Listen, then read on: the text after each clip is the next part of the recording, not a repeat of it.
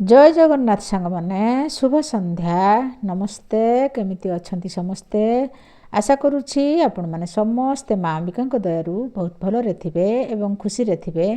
आज पुणी एक कविता मु पढ़ी शुणेबी ताहले आसंतु शुणिबा मोर से कविता। कवितार शीर्षक बंधु। बंधु परा अटे दुई अक्षर रही ता नामे केते स्वाक्षर। एमिति जिनिस सीए गोटिए जाने ना ताहार अर्थ किए। हुए ना जीवने केबे पासरी जीवनटा पछे गले बिसरी।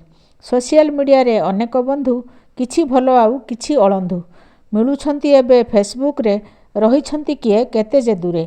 बहुरूपी किंतु अछंती किछि सज माछरे से पकांती माछि। मिछ कथा कही अन्यकु ठकी पाउछंती किस कहिलो देखी। प्रेम अटे सुना बंधु जे हीरा भांगी गले जोड़ी हुए ना परा। घर भांगी गले हुए सजाड़ी सुना भांगी गले हुए जे गढ़ी। बंधुता भांगिले हुए ना जोड़ी जाए सबुदिने मनटा पड़ी। सबु जानी करू छंती छलना सेमानंकु सते भारी मघृणा। 100 अछंती 20 जन भल बंधु बोली तांकु ही जान। आउ सबु खाली स्वार्थ पछरे न पाइले स्वार्थ बंधुता सरे। एमितिका बंधु लोड़ा मो नाही अनुभूति मोर लेखिछि मुही। रहिली नमस्कार।